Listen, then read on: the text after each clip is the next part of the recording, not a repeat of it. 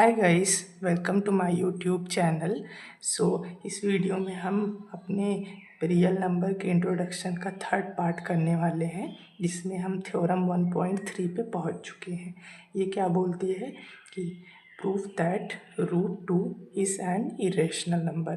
तो इसमें आपको क्या करना है कि √2 जो है उसको इरेशनल प्रूव करना है, ठीक है।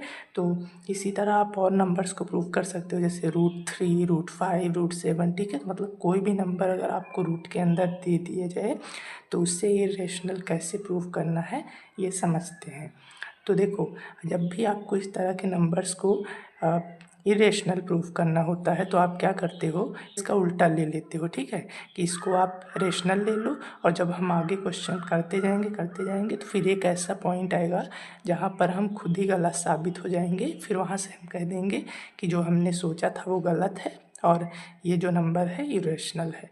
अब इसको कैसे करते हैं आइए देखते हैं। तो सबसे पहले क्या करेंगे, √2 जो है वो एक इरेशनल नंबर है। तो क्या करेंगे हम, let's assume that √2 is a rational number. तो हमें क्या मानना है कि √2 जो है वो एक रेशनल नंबर है। तो आप देखो, जब ये रेशनल नंबर है तो क्या मैं इसको ऐसे लिख सकता हूँ कि √2 इज इक्वल टू P/Q। बिल्कुल लिख सकता हूँ, क्योंकि जो रेशनल नंबर को हम P/Q की फॉर्म में लिख सकते हैं। और साथ में ब्रैकेट में मैं क्या मेंशन कर रहा हूँ ध्यान दीजिए। मैं लिखूँगा कि where P and Q are co-prime and Q is not equal to 0। तो Q is not equal to 0, तो आपको पता ही होगा कि Q जो होता है वो कभी 0 नहीं हो सकता। लेकिन ये जो को प्राइम है इसको समझते हैं। तो को प्राइम का मतलब कि ये जो P है और ये Q है ये दोनों ही प्राइम होने चाहिए। जैसे कि फॉर एग्जांपल अगर मैं लिखता हूँ 2/5। तो देखो, 2 एक प्राइम नंबर है। प्राइम नंबर मतलब जो खुद के टेबल में आता है, और ये 5 जो है ये भी प्राइम नंबर है, ठीक है। और अगर मान लो जैसे मैं लिखता हूँ 3/6, तो अब क्या ये एक प्राइम नंबर है? देखो, इसको आगे हम कट कर सकते हैं, 3 × 3, 3 × 6। तो ये जो 3/6 था ये प्राइम नंबर नहीं है, क्योंकि ये 3 से कैंसिल हो गया था तो इसमें 3 कॉमन था। तो मतलब कुछ कॉमन ना आए, दोनों ही प्राइम होनी चाहिए, ठीक है। तो नेक्स्ट स्टेप में क्या करेंगे, हम इसका क्रॉस मल्टीप्लिकेशन कराएंगे। तो यहाँ पे जो Q है वो नीचे डिवाइड हो रहा है, इधर जाएगा तो मल्टीप्लाई हो जाएगा। इसे हो जाएगा √2Q is equal to P, ठीक है। अब अगले स्टेप में क्या करेंगे, हम squaring both sides. Squaring both the sides, तो हम क्या करेंगे, दोनों साइड का स्क्वायर कर देंगे। तो ये हो जाएगा √2Q इस पूरे का स्क्वायर इक्वल्स टू P का स्क्वायर, ठीक है। तो अब देखो, √2 का स्क्वायर क्या होगा, कोई भी नंबर अगर रूट में होता है उसका स्क्वायर करो तो वो नंबर खुद आ जाता है। यहाँ पे देखो, जैसे √2 का स्क्वायर, तो इसका मतलब क्या है, √2 मल्टीप्लाई बाय √2। तो अगर दो चीज़ मल्टीप्लाई है तो हम उसको एक रूट में लिख सकते हैं। तो ये हो जाएगा अंडर रूट में 2 × 2। तो अंडर रूट में हो जाएगा कितना, 4। और √4 किसके इक्वल होता है, 2 के। परफेक्ट स्क्वायर है ना 2 का ये।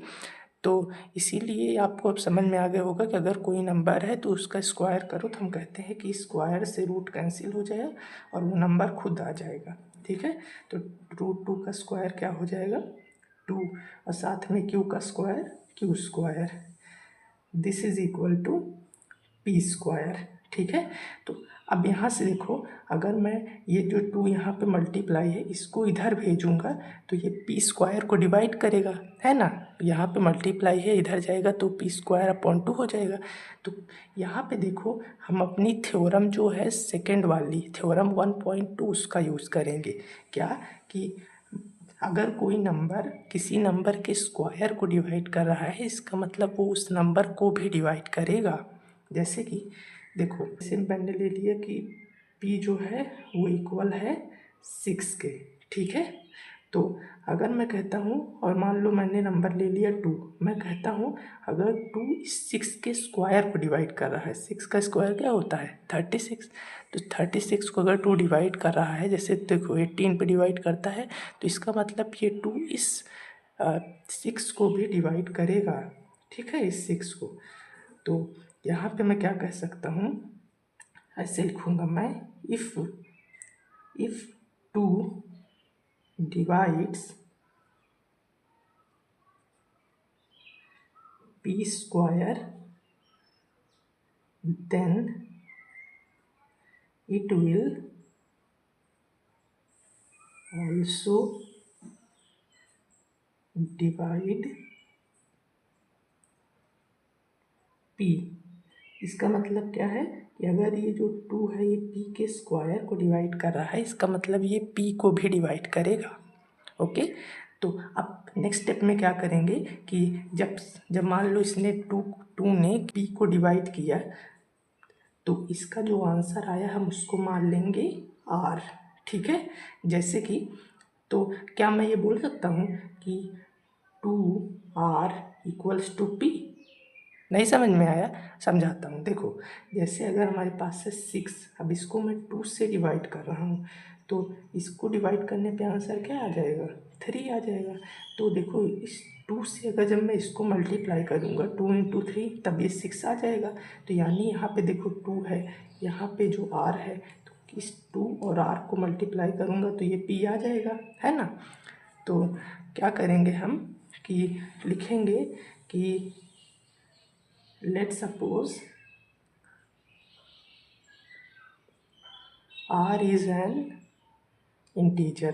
तो r एक इंटीजर मान लेंगे। तो हम जो अभी मैंने आपको समझाया कि जो क्या है 2r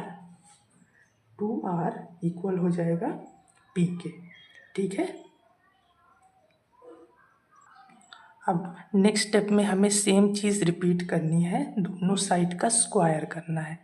तो स्क्वायरिंग बोथ साइड्स, ठीक है, दोनों साइड का स्क्वायर कर दो, तो ये हो जाएगा 2r का स्क्वायर इक्वल्स टू p का स्क्वायर, ठीक है।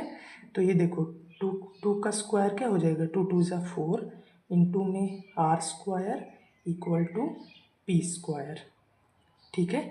अब देखो यहाँ पे आपको क्या करना है कि जो हमारा पी स्क्वायर है उसकी एक वैल्यू यहाँ पे दे रखी है, ठीक है। यहाँ पे देखो पी स्क्वायर इक्वल है 2q स्क्वायर के। तो आपको क्या करना है, ध्यान से समझिएगा। हम क्या करेंगे, पी स्क्वायर की वैल्यू यहाँ पे लिख देंगे। तो यहाँ पे मैं साइड में मेंशन कर देता हूँ कि चलो यहाँ पे मेंशन कर देंगे, putting value of p square from equation number 1। तो इसको मैंने इस इक्वेशन 1 मान लिया। यहाँ से मैं p स्क्वायर की वैल्यू लिखूँगा, तो ये हो जाएगा 4r square equal to p square की वैल्यू क्या है 2q स्क्वायर, ठीक है। तो अब देखो यहाँ से 2 और 4 है, तो इनको हम कैंसिल कर सकते हैं। देखो कैसे, ये 2 2 ज़ा 4 है ना, तो ये हो जाएगा 2r square equal to q square. तो अब यहाँ पे 2 मल्टीप्लाई हो रहा है, जब यहाँ पे जाएगा तो इस q स्क्वायर को भी 2 डिवाइड करेगा। तो यहाँ से मैं वही सेम चीज़ बोलूँगा कि if 2 divides q square then it will also divide q।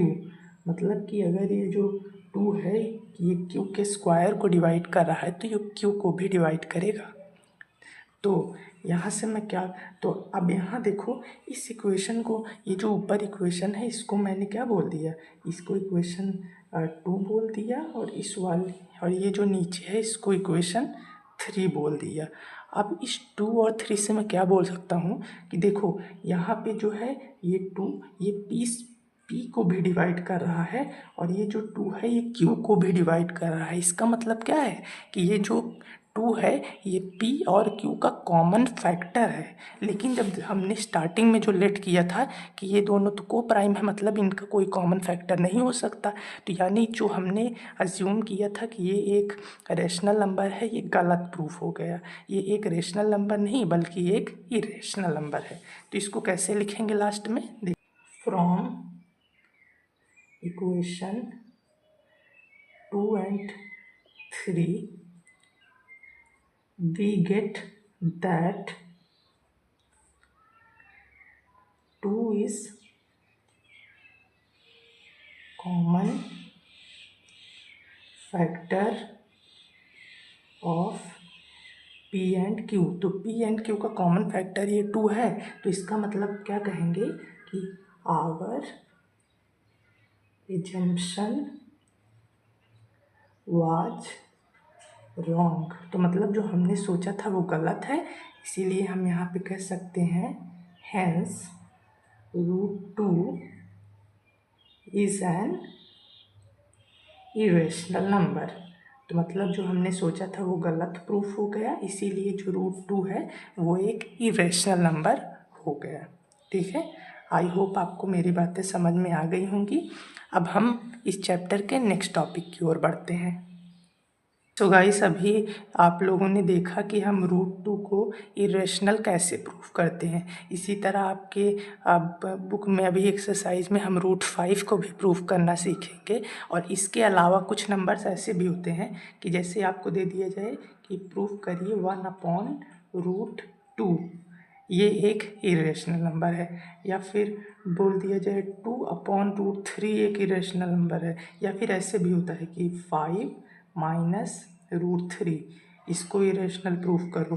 ठीक है, या फिर इसके अलावा ऐसे दे दिया जाएगा कि आप प्रूफ करो 2√3 एक इरेशनल नंबर है। ठीक है, तो ये सब जो इस तरह के हैं इनको प्रूफ करना अभी हम आगे जब चैप्टर के एग्जाम्पल्स करेंगे तो और एक्सरसाइज करेंगे तो वहाँ पे मैं आपको बिल्कुल डिटेल में समझाऊंगा। ठीक है, अभी मैं यहाँ पे इसलिए नहीं समझा रहा हूँ ताकि आप लोगों को बहुत ज़्यादा कन्फ्यूज़न ना क्रिएट हो जाए, सिर्फ बेसिक चीज़ें सीखेंगे। ठीक है, और इसके अलावा जो आपके पास चैप्टर के अंदर वर्ड प्रॉब्लम्स आती हैं, ठीक है, वर्ड प्रॉब्लम्स मतलब कि आपको एक पूरा स्टेटमेंट दे रखा रहेगा और उसमें बोला जाएगा कि इस क्वेश्चन को सॉल्व कीजिए, तो आपको उसमें किसी में LCM निकालना होगा, किसी में HCF निकालना होगा।